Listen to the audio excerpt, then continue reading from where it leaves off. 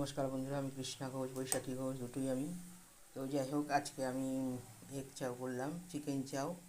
এর মধ্যে চিকেন আছে, এগ আছে, পেঁয়াজ আছে, কাঁচা লঙ্কা আছে, আর গোলমরিচের গুঁড়ো আছে। তো আমার এটা তৈরি হয়ে গেছে। আগে আমি এটা সিদ্ধ করে জল ঝরিয়ে নিয়েছিলাম।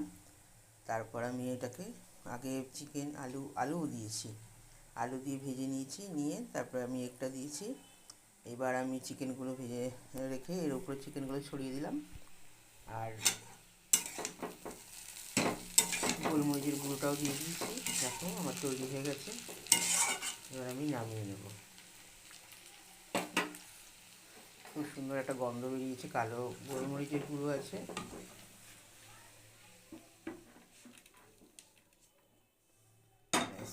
তৈরি হয়ে গেল আমার চিকেন চাউ। নমস্কার বন্ধুরা, সবাই খুব ভালো থেকো, আর বাড়িতে এইভাবে চাউমিন করে খাও।